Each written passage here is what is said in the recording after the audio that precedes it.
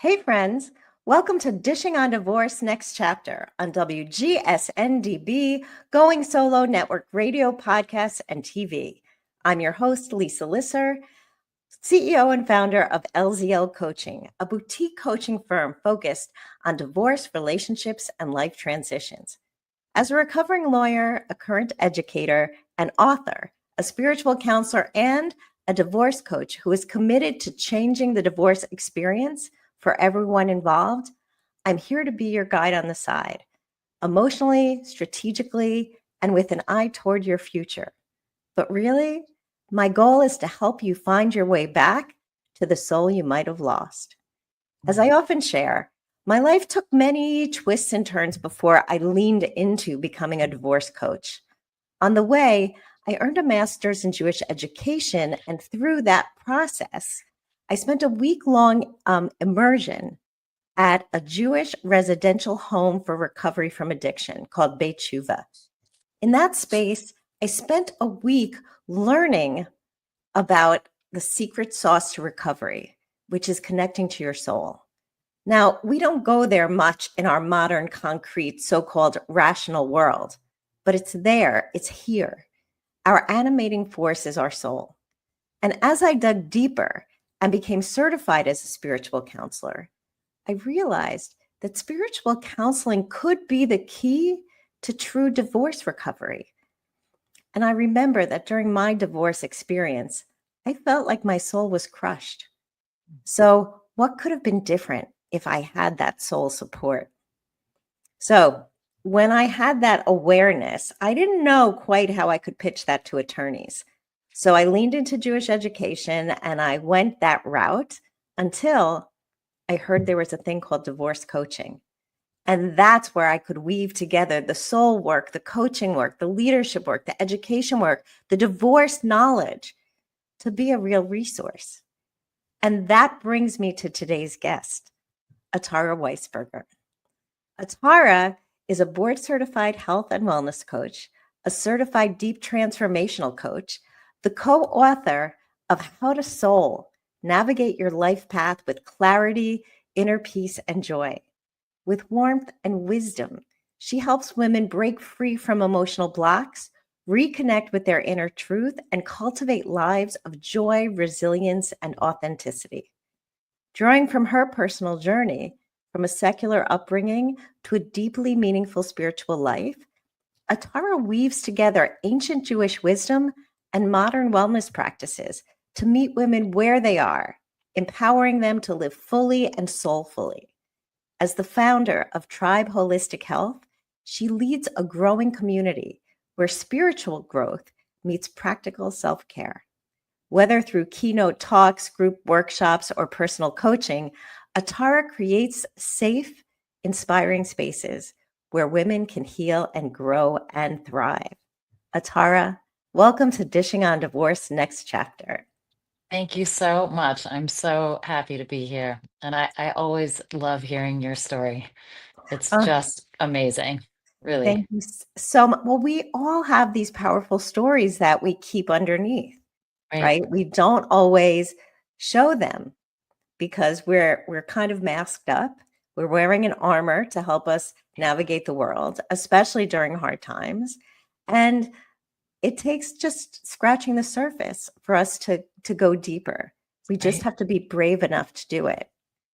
So, so with that, I'm going to ask you to be brave because I know you are, and tell us a bit about your story and your really remarkable journey and how you came to focus on soul work. Sure. So it's definitely been, I feel like I've lived two lives in a way. Mm, Actually, I feel like I've lived more than two lives because so I was raised in a totally not spiritual, not religious home of any kind. And it was just not like God and soul or creator or karma or whatever you want to call it was just not part of the vernacular of the house that I mm, grew up in. And at the same time, I was a deeply soulful kid. So there was always kind of a gap between my inner world, which I couldn't describe and I didn't connect to because I didn't really have any impetus to believe in it, right? Mm-hmm. And nothing that was kind of cultivating it. And but I knew that I knew that I was a spiritual kid. So I talk about in the book, we have some personal vignettes in How to Soul.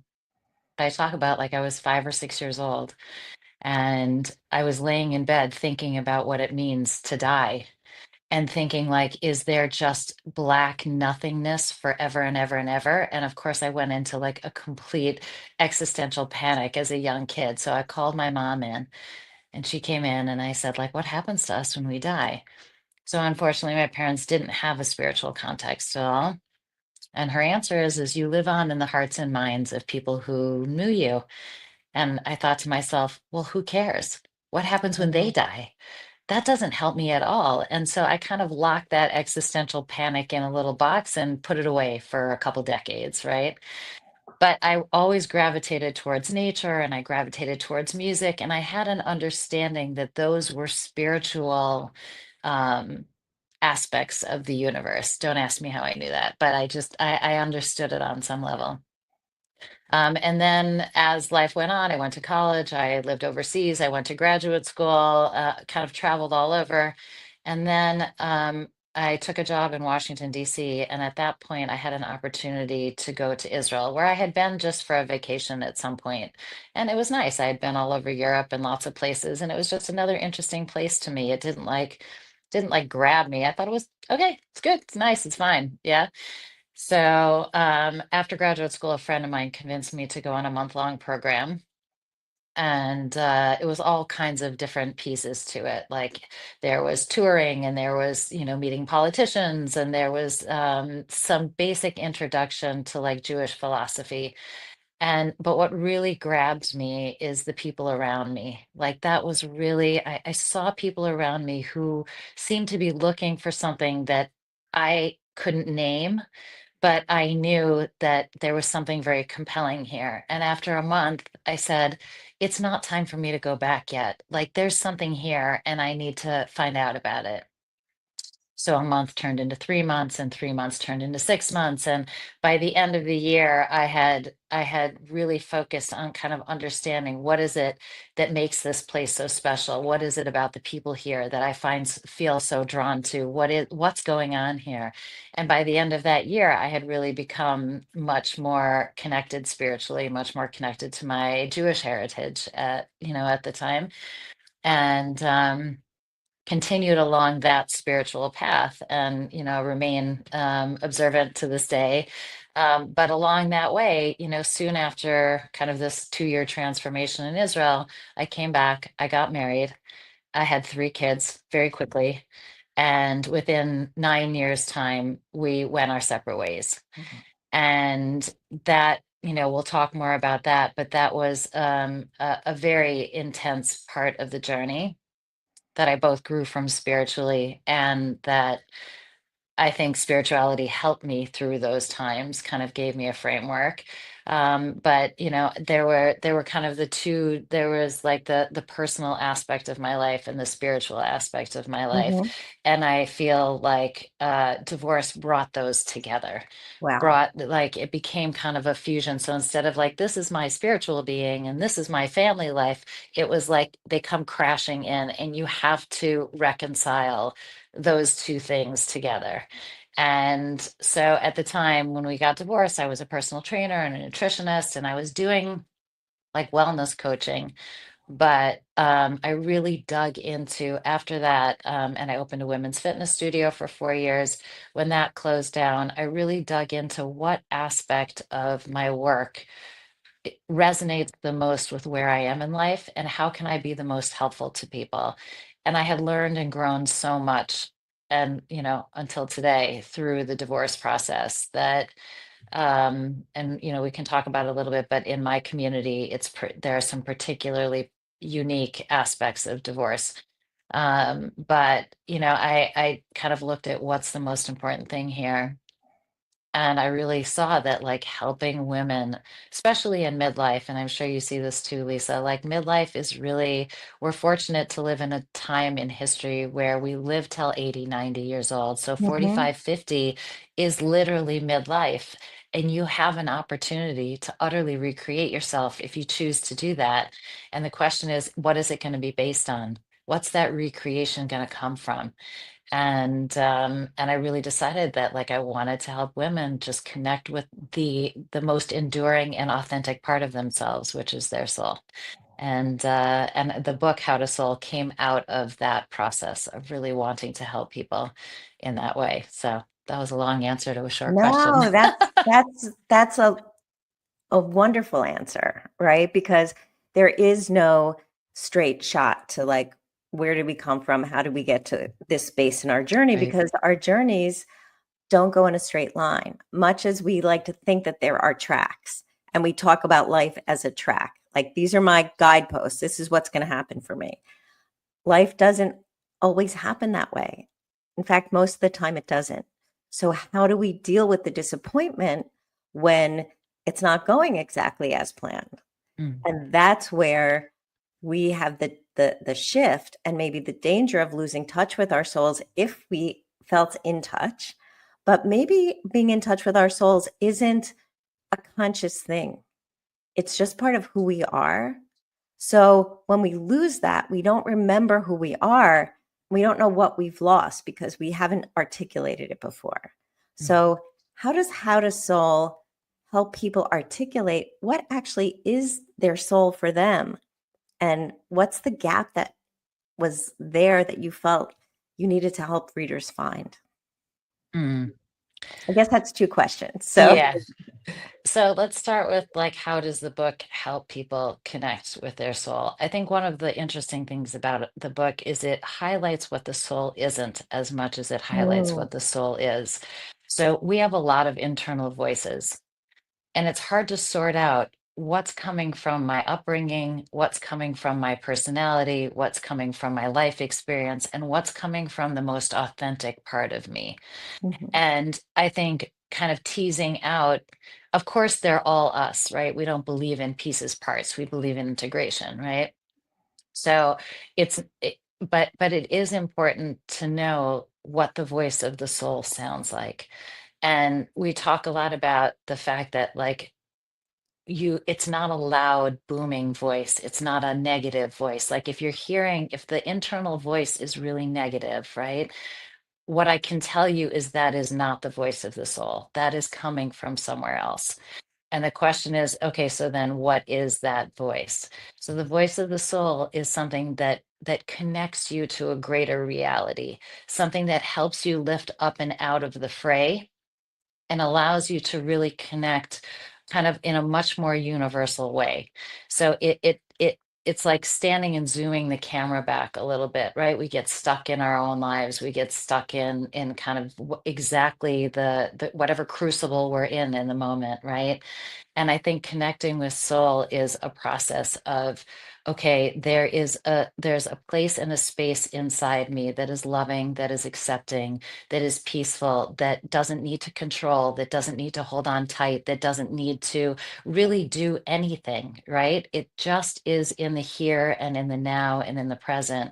So the book has exercises and it has meditations, and we have stories, both personal stories from our lives, but also stories of other people who have been in a crisis and how they have connected with their souls and how they've kind of lifted themselves up out of that, out of the crucible enough to like give themselves some breathing room and a little space and time and perspective to really figure out, okay, now I have a little breathing room. What are my possibilities here? And that's the other thing is like the soul is about possibility and it's about growth, but it's not about growth because you took the hammer out and beat yourself.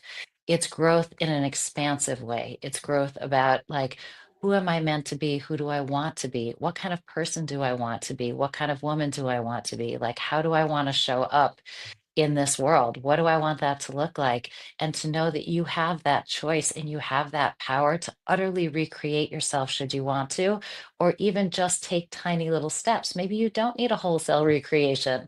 Maybe you just feel like there are certain areas of your life that you feel like, you know what, I really need to either breathe some space into them, or I can be stronger in those areas, or I can be clearer. And the book, I think, helps both hear what the possibilities, helps you hear your own possibilities, Mhm. and also helps like pull the veil away of what isn't soul. Right, So, right. yeah.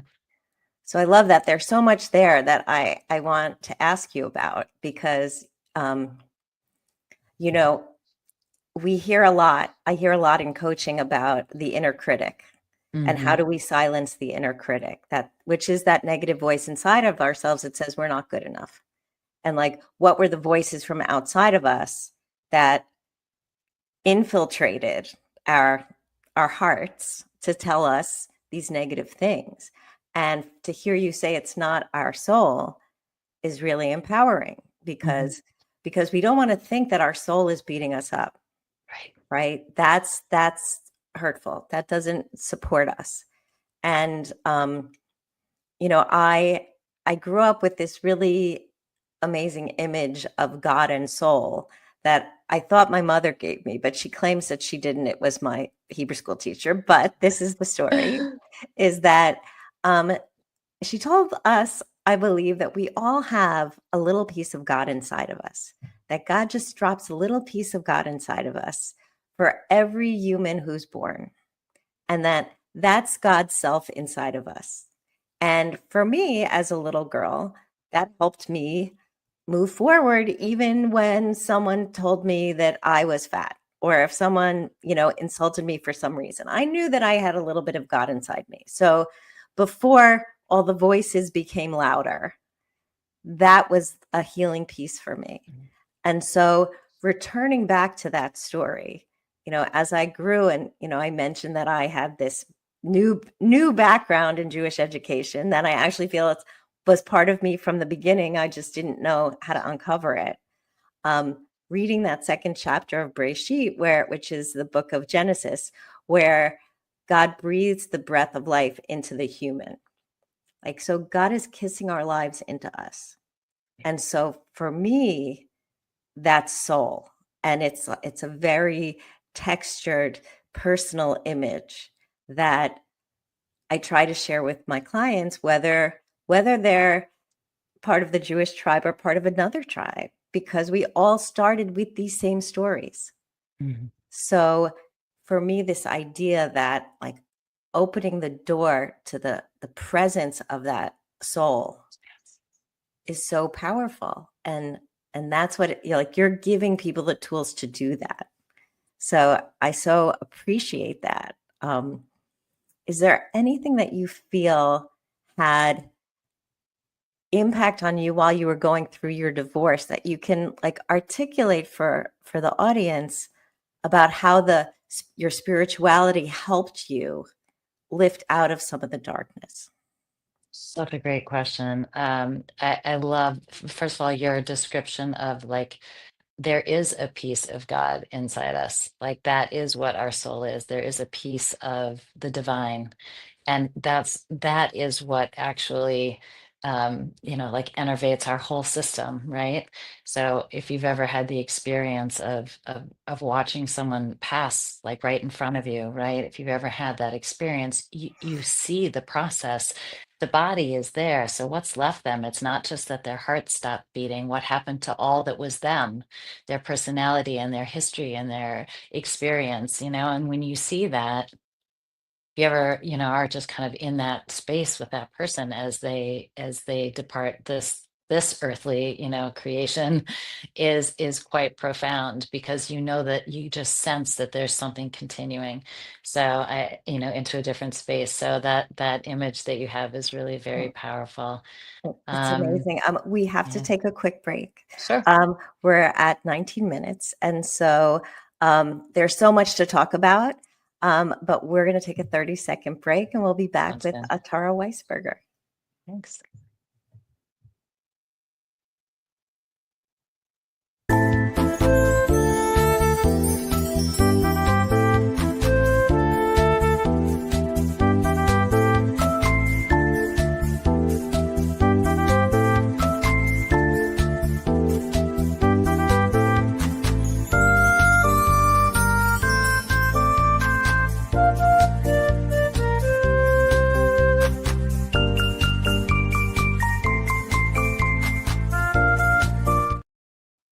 And we're back with Atara Weisberger, author of How to Soul. Um, Thank you so much for being here, Atara. This is a deep and thick, meaningful conversation that we don't have these kinds of conversations. And it's so important, especially in this world of divorce. Yeah. Um, where do divorce and spirituality meet? Because they seem like opposites. Mm. We have loss and we have wholeness. So tell me how your divorce, gave you a different knowledge, maybe became a spiritual catalyst. Mm. Um, and how does it support you today? So I'm going to put the question before the break and this question actually Okay. together because I think that was a really important question. Let's start with how spirituality helped me Right, right. show up the way I wanted to show up in the context of divorce. And I think that knowing that the most important thing to me was to do the right thing, like in terms of my spiritual beliefs, and that often gave me the strength. So I'll give you a very concrete example, right? So in most divorces, money is an issue, especially Mhm, when kids come along. And I can't tell you how many times I took upon myself to figure out how to make more money in lieu of fighting over it, because the fighting, what it did to me and what it did to my kids, I knew was not what God wanted from me. mhm, Is what he wanted, what he wanted from me was to not to lay down and accept things that are not reasonable. I don't mean that, but oftentimes when I was given a choice, whether it was, there was like I wanted to vent something to my kids, or there was an issue of like fight or don't fight. It wasn't fighting for the sake of fighting. I learned to fight for the things that were critical and really, really important. But because I had a spiritual context, my behavior also meant something, because I'm not going to be judged for how much money I made or didn't make, right? I'm going to be judged by the kind of person that I showed up as, whether it's, honest or compassionate or thinking about the best thing for my kids or whatever. Excuse me. Whatever that was, is that became a real framework for me of like, my job spiritually is to show up as a divine person, as a mm, divine being. What does that look like? What do I think God expects of me in any given situation? Were there things I fought for? Of course there were things I fought for, but I didn't fight for the sake of fighting. And I think my kids are who they are today. Same thing with speaking badly, for example, about, their father or yeah. whatever, is just sort of like I would say to myself, like, that is putting negative energy, that is putting hurt out into the world, that is putting an unnecessary burden on my children. I don't want to go there. I don't want to be that person. And so it was very concrete to always kind of draw it back to how do I want to show up, and Mhm, based on kind of a spiritual basis. The flip side of that, which is, how did I grow spiritually? I think the number one thing for me, and I'm still working on this, okay, this is not a one and done. This is a lifelong work for me, is that in the community that I live in, it's a close-knit community, and there are certain kind of standards and expectations that one is expected to meet to fully fit in. Divorce is not on that list. So for me, it was always so important what people thought of me, right? And having what we call in Hebrew a shem tov, having a good name, was mhm, such a driving force for me for the vast majority of my life. And I had to make a decision. Do I stay where I am and suffer in my home and keep external appearances? Or do I follow my heart and deal with the fact that people are going to think negatively about me? People are going to judge me. And they do, and they will, and they'll judge my kids for that. And, my kids when they got old enough, we had conversations about how do they feel. And listen, divorce is getting much more common, whether it's in my community or it's in any other community. And so common, in fact, that I heard something on the radio, Lisa, I want to share. I don't want to forget to share it if you can remind me. But I almost fell out of the car when I heard this commercial. It was like, we're on a whole other level with divorce now. Wow. But that was like a real struggle for me, is to keep focusing. Like I had to really grow towards, okay, it's really like my focus has to be, what does God think of my behavior, or Right, what, right, instead of what do people think of my right. behavior. It's so interesting. And like there, again, there's so much that I want to go deeper in. Hmm. But, but when you first talked about your journey toward a greater spiritual life, you talked about the people around you who influenced you and who you were inspired by to help you find your soul. And so it was the community. Mm, And so when that community that helped you find your spirituality now judges you, in some ways rejects you, but that was the community that was your link to your spirituality, that's there's a disconnect there. So wow. yeah, how do we grapple with that? So first of all, I have never put that together. That was a total wow. Mm. What a beautiful and totally astute observation. So how do I put that together? I, since becoming observant, I always made a distinction between the religion and the people who practice it. I'm crystal clear that human beings are human beings, which means that we all have struggles. Um, we're all trying to fit in. We're all trying to make our way forward, right? So it's not that I'm judging the people who judge me. I sort of see them as they're humans, and their reasons are for them to grapple with about why they're judging me, right? Mhm. And by the same token, like I don't really see them as the same people who were involved with, who really cared deeply about everyone who came through that space in Israel. And really, like there was a real deep soul focus at that time. Now, I mean, in the group of people that I met, there was a very serious soul focus and a real drive to grow as a human being. And I'm not saying that the people who judge me aren't, but I almost see them as like, yes, it's from the same community, but they're almost like different creations in certain ways Mm. in my mind. And I see it again. This is the spiritual take, right?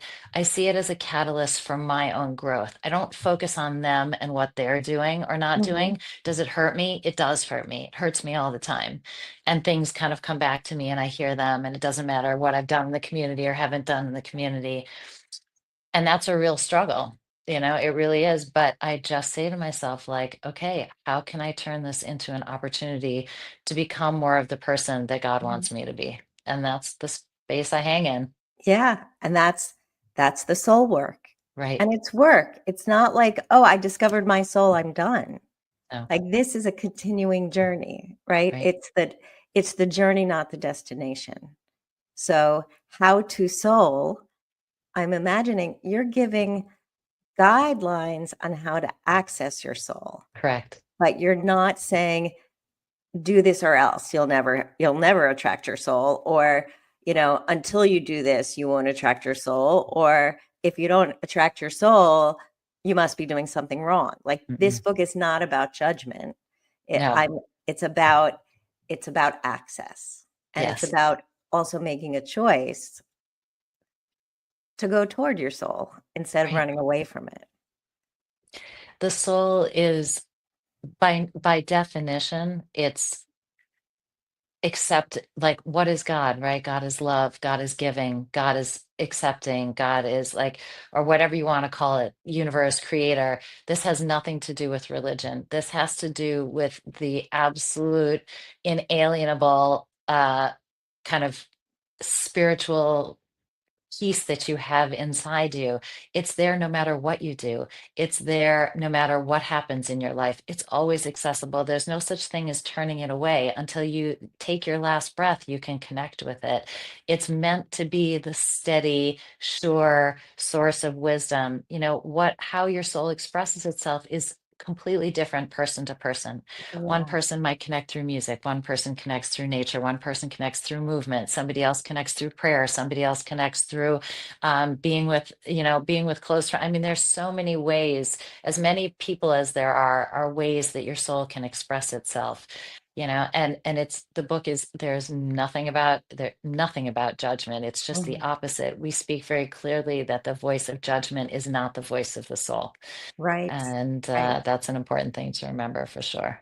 So, and that brings me to a quote from Harriet Rosetto, who was the founder of Beit Shuva, this space for Mm, residential space for recovery in LA. And Harriet gives talks on the difference between role versus soul. Like we all have so many different roles, and we think that right, our roles are what define us and make us who we are, but they are connected to one piece of you. They're all connected to your soul, which means being a mom doesn't define you. Being a lawyer doesn't define you. right, Being a divorced person doesn't define you. It's an aspect of you. It's a facet of the many pieces that make you who you are, but it's all different related to the soul that you have within you. right. And I think part of the spiritual work too is that, you know, sometimes from the outside, people kind of whitewash us as our roles. They Mhm. have their expectations of us, whether it's as a mother or it's as an employee or it's as a community member or it's right. And when we start to shift those roles externally as we shift inside, and that may shift some of our external roles, there can be some kickback to that. Yeah. People Yeah. can push back on our transformation and what we're doing. And it's important to continue to check back in with yourself of, is this a role that I'm ready to let go of? Is this a role that I kind of want to make some changes to? But to just know and expect that there's often pushback, because while we know how diverse and complex we are inside, often outside looking in, and we do this to other people too, right? We make a Mhm. snap judgment. We look at them and we decide who they are, even though we don't really know them, etc.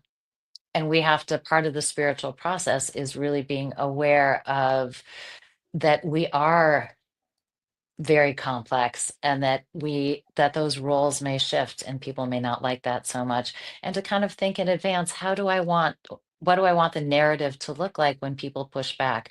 What do I want to be able to express when people say that I hear that this is uncomfortable for you, this is a change for you, I understand, but this is really important to me in my journey, and I would love for you to walk alongside me. Mm. Whatever the language is that seems to work and seems to feel right, but just know that when we go from role to soul, that sometimes there's going to be resistance from the Yeah. outside. And that's the difference of divorce. You're really shifting your role because your status, your actual physical status is Yeah. changing Yep. from being a married person to being an unmarried person. And that's a different um definition. So everybody reframes who you are from the Correct. outside. You even do it to yourself because you're influenced, but the inside of you, that soul piece, is the same. That doesn't shift just Correct. because your status shifts. And that's a big part of divorce because it's disconnect. And how do I process that? And I want to believe that, but I don't know how I can. I don't have that support. So, you know, your book is such a wonderful tool for people who are going through these big, big transitions and transformations. It can be very helpful just to quiet the noise. Hmm. We have meditations and exercises that are very good at like calming down the all those other voices, right? And to really hear kind of the quietness Hmm. that's always there, and It's that always really can be an oasis. And it's true of the world also, like on a global level. Everything around us is changing, and it's changing so quickly, and sometimes it just feels like the ground beneath us is not stable anymore, and where do we go with that? And I think that knowing that there is somewhere to retreat to within yourself, that's always going to be there. I think about like the hostages in Gaza, right? is like they had nothing, right? They literally had, like, sometimes they didn't have food or drink or anything. And what was it that nobody could take away from them, right? A lot of them who were totally not religious or anti-religious or anti kind of spirituality Mhm. before then, what was the one thing that they wanted to do when they were there is just have conversations with God. Like, Yeah. that's what kept so many of them going, because when you strip away all the roles and you strip away all the distractions, no atheist in a foxhole, right? What happens is you begin to recognize what is absolutely the simplest form of existence, which is that connection to your inner essence. Yeah. Yeah, that's so powerful. That's so powerful. And so often in divorce, people don't even remember what that inner essence is.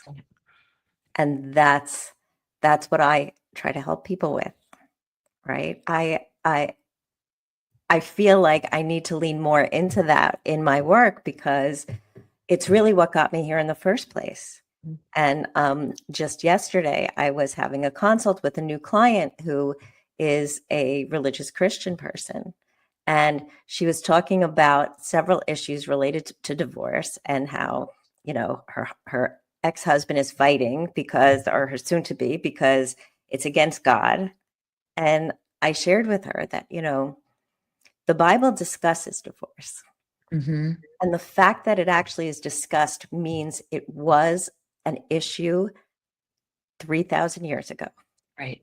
So the fact that it discusses it means that this is a real part of life. Right. So we were able to have that conversation, and I was able to tune into her soul, her conflict in that soul, because I have these tools and because I've learned my soul work is becoming fluent in the language Mm. and a way to communicate. And so, when I hear you and your fluency, it powers me up. Mm. It powers me up. And we are like way past time. So I just want to keep talking because there's so much here. Yeah. And so let me like sort of cut to the chase. If you had like a line for someone who's like in the middle of heartbreak or a big change, what's like one soul-centered practice they can try today to begin their healing journey? Mm. So I would say to go to a place where you both feel where you feel safe and where you feel peaceful. And that and represents kind of the one of the favorite parts of yourself, so to speak. And to really just do a very simple breathing. So, and it's very interesting because breath and soul in Hebrew are the same word. It comes from the same root, right? Neshama, Mm-hmm. and it comes from the same root. So breath and soul are very connected. So, are they actually the same thing in a lot of ways? So to go to a place where you feel centered, grounded, safe, peaceful, and literally just do a simple exercise of listening to the breath and getting in touch with it and calming the nervous system a little bit and just getting quiet and getting centered. It's so simple, and it can be your favorite room in the house. It can be sitting under a tree at a park. It can be wherever it is that you feel good and safe. And then just to do that simple connect with the breath exercise. And that's often very grounding and centering. Wonderful. Yeah. Wonderful. I love that. And the breath, it brings us back to the soul, Yes. right? You said like we know, I mean, because we understand how Hebrew works, we know it comes from the same root. Right. And but the idea that of that image of God breathing the breath of life into the human, for me, always brings it back to it's not just that like, oh, it's another one of these breathing techniques, or I have so much trouble with the breath work in yoga. It's more like breath is life. Yes. And we all have that and we can be grateful for it. Right. Yeah. Thank you Exactly. so much, Atara. Tell us Yes. how can my people find you? So you can find me. My email is Coach Atara, CoachAtara @gmail.com, or you can find me on my website at tribeholistichealth.com. Amazing. Thank you so much for being here. This was a wonderful, wonderful conversation. I hope you come back because we only Would love to. scratched the surface. Love For to. my audience, you can find me, Lisa, at lzlcoaching.com and www.lzlcoaching.com.